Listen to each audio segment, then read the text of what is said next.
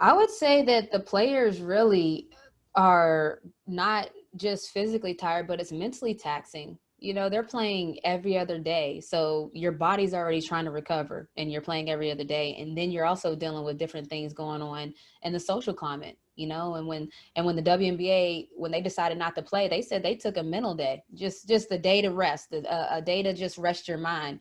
And that says a lot because you know athletes are always looked at as these strong, basically action figures, heroes, and now all athletes are starting to show some human side of it and show some emotion. And I think that's the best thing that could have came out of all of this, that people don't just look at athletes as like, just go shut up and dribble. Now they see that these athletes have feelings, these athletes have families, and they need mental days too. Right. And then especially being away from your family Oh for, yeah. it's been what, almost 2.5 months? Oh yeah, a long time. A And long time. and Yeah. staying in a hotel, I can barely stay in a hotel one day. So Man, listen. And also speaking of that, you know, on the NBA side, the coaches don't get any guests, you know, so even after the WNBA, you know, we got guests, even but the NBA, the players got guests, the referees got guests, and then the coaches didn't. So imagine just on the other side of things, just the coaching staff. That I would say that's one of the most stressful jobs. I've always said from jump, I do not want to be a coach. And the reason I say that is because one, I don't have the patience when people don't listen. But secondly, coaches, like they work the craziest hours I've ever seen. Like I think that I'm a hard worker when it comes to being an athlete and being in the gym. The coaches are always there before I get there. They're there when I'm leaving. They're there all the time. So for them to not have any support system, that's tough.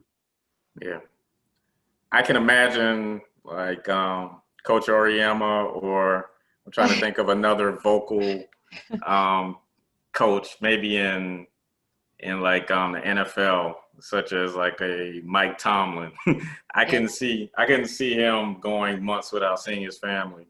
it wouldn't end well, right? Yeah, I would feel sorry for his team, especially if Ben Roethlisberger throws an interception. That's going to be it for him. Yeah. And people need, I mean, and honestly, all jokes aside, people really do need a support system. Like that's pretty tough for your job to tell you, all right, we have to relocate you for 6 months and you can't have anyone come visit. That's pretty crazy that if you were just a regular employee and your boss told you that, a lot of people would be like, what? No. Like, you know, like that would have just been a natural response, like, what? No one can come visit me? What?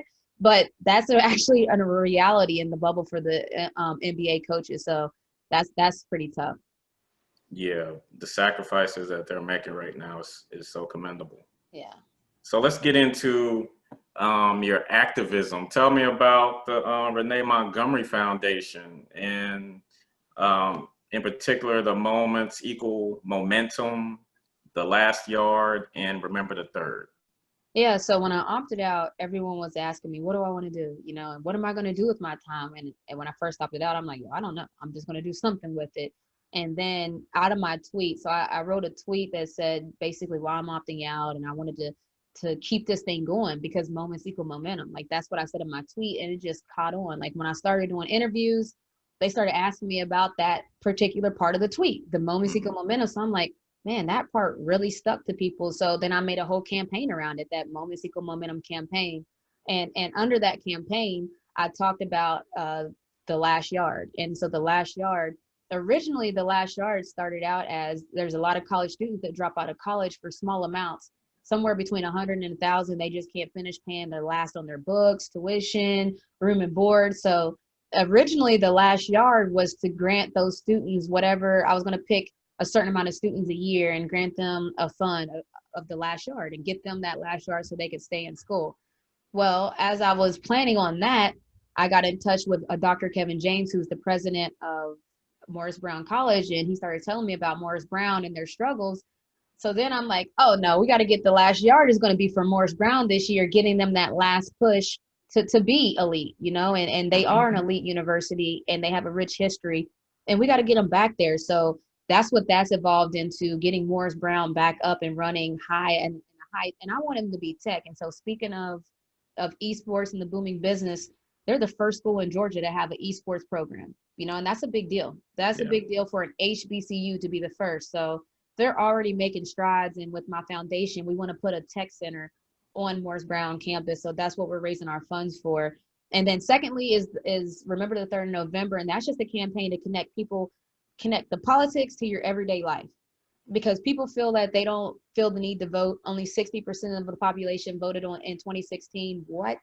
Okay, we have to get people connected then to the voting. Why is it important? And that's what Remember the 3rd is. It's just connecting you to why is politics important to you? Okay. So backtrack a little bit to Dr. Kevin James. Yeah.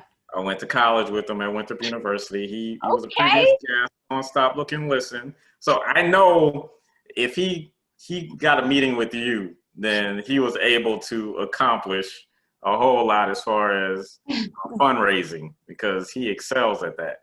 Yeah, we actually got connected through a mutual friend, Michelle Willis Taylor. I think, or is it Taylor Willis? I'm sorry, Michelle, if it's whichever one it is. But we got connected through Michelle, and it's just kind of crazy how things line up to be where you should be. Like, I felt like, of course, that's how we got connected at that exact time when I just opted out, and that's the plan, because I think it's not a coincidence. So yeah, it all worked itself out, and now we need to get a tech center on Morris Brown campus, because as we know, tech is innovative and coding, and that's the future. That's where everything's going. And so we have to have a level playing field. Exactly. So kind of tied into your like voter suppression initiative. Let's tap into your involvement with More Than a Vote. More Than a Vote. Yes. How did LeBron gather, such a strong team, and as far as getting you and the other athletes together to put your voice out there front and center? How are you guys going to continue this push to increase voter participation in November? Well, LeBron James is LeBron James. So that's how he gathered this unreal group of athletes and entertainers and just group of people that want to be a part of change, and that's the thing. No one really knows exactly, like, no one